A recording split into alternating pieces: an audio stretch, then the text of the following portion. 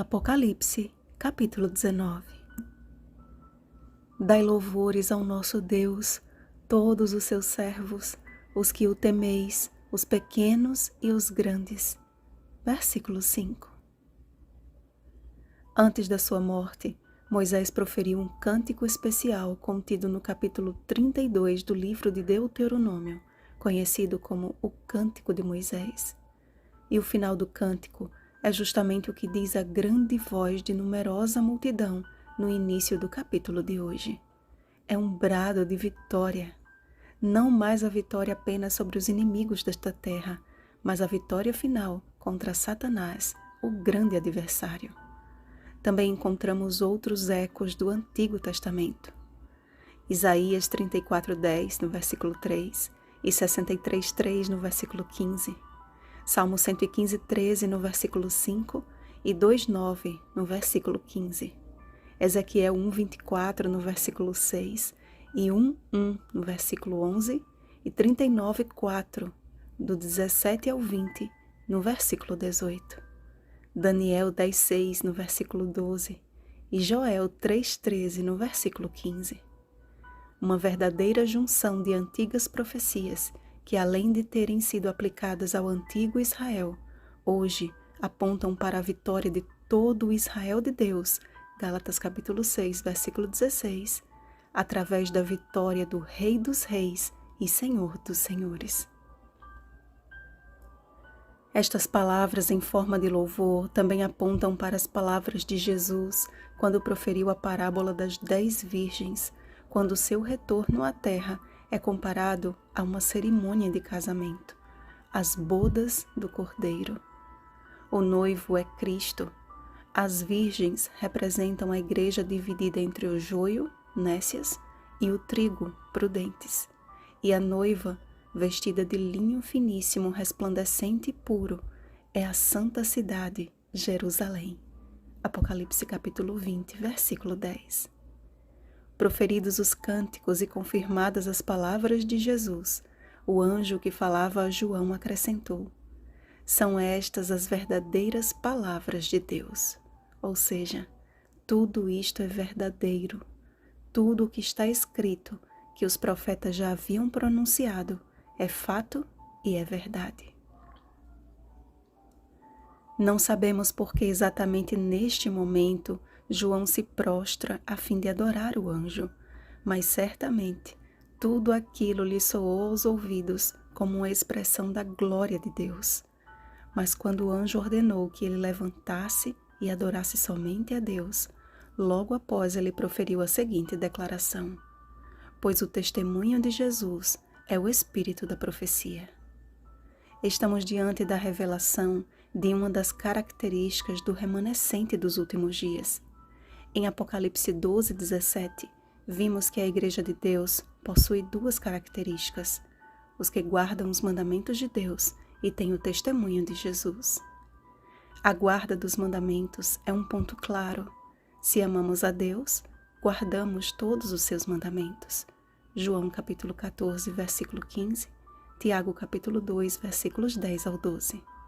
Mas a afirmação de que os verdadeiros adoradores são detentores do testemunho de Jesus precisava ser esclarecido. Em cada período da história de seu povo, Deus suscitou pelo menos um profeta ou profetisa a fim de orientá-los e transmitir suas palavras. Nem todos possuem livros no cânon bíblico, a exemplo de Elias, Eliseu, Micaías, dentre outros. Contudo, certamente, foram homens de Deus escolhidos para uma obra que até hoje encontra eco nos corações sinceros.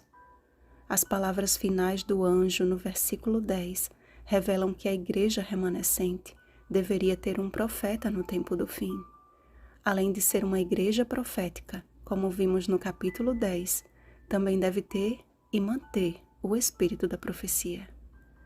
Meus irmãos, assim como de tempos em tempos, Deus precisava esclarecer ao seu povo a sua vontade através dos profetas, quanto mais no tempo do fim, após 2000 anos da cruz, ele precisava suscitar alguém que exaltasse a palavra de Deus como a nossa única regra de fé e prática.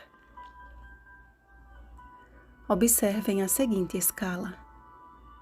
Primeiro, em Gênesis 15, do 13 ao 14, Deus declarou a Abraão um período de 400 anos de cativeiro para o povo de Deus, até que viesse um libertador. Isso aconteceu quando Israel foi escravizado pelos egípcios e libertos por Moisés após 400 anos de escravidão. Segundo, Jeremias profetizou 70 anos de cativeiro babilônico, o que ocorreu com precisão até que uma nova profecia de tempo foi dada a Daniel. Terceiro, Daniel profetizou as 70 semanas, 490 anos sobre Israel, que se cumpriu cabalmente. E nesse período, Deus suscitaria João Batista, preparando o povo para receber o Messias. Quarto, ainda em Daniel, há a profecia dos 2.300 anos, Daniel 8,14, que, como estudamos, culmina no ano de 1844. Foi neste ano, após o terrível desapontamento, releia o comentário do capítulo 10 de Apocalipse, que uma jovem de apenas 17 anos de idade, chamada Ellen Harmon, teve a sua primeira visão. Ela viu o povo do advento andando por um longo caminho até o céu. Aqueles que mantinham seus olhos fixos no Salvador continuavam firmes a jornada, mas os que olhavam para trás caíam em densas trevas. Ellen Gold Harmon, após casar-se com o jovem pastor Tiago White, passou a ser chamada Ellen Gold White. Seu ministério público tornou-se um precioso legado. Longe de intitular-se uma profetisa de Deus, esta mulher se autodenominou serva do Senhor. Apesar de suas limitações físicas e poucos anos de estudo, devido a uma pedrada que levou na face aos 9 anos de idade, Ellen teve um ministério de 70 anos e escreveu mais de 100.000 páginas sobre assuntos diversos, como educação, saúde, relacionamento, profecias, dentre outros, além de ter tido mais de 2.000 visões e sonhos. Uma de suas obras, O Desejado de Todas as Nações, foi considerada a maior biografia já escrita sobre Jesus Cristo. Seus livros não são um padrão para se estudar a Bíblia, mas em todo o tempo ela mesma deixou bem claro que a Bíblia deve ser o padrão para que seus livros sejam estudados.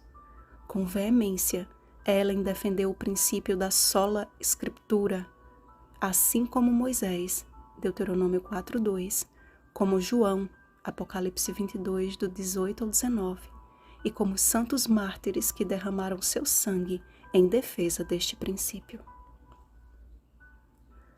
Não foi sem razão que logo após o anjo declarar que nos últimos dias a Igreja de Deus seria detentora do espírito da profecia, João vislumbrou o cavaleiro vitorioso, Cristo Jesus.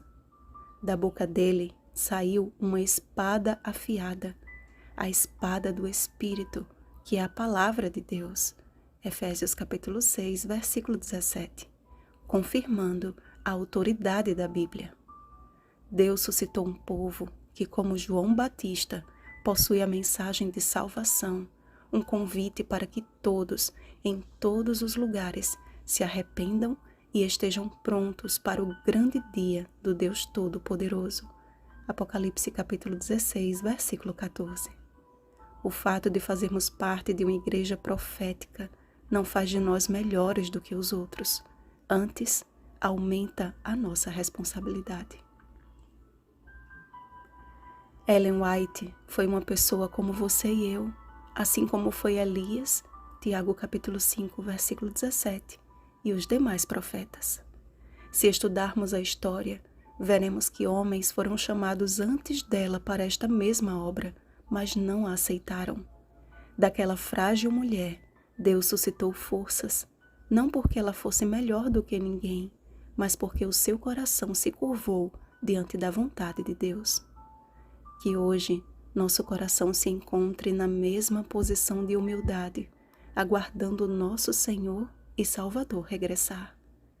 Porque o mesmo Deus que habita no alto e santo lugar também habita com o contrito e abatido de espírito.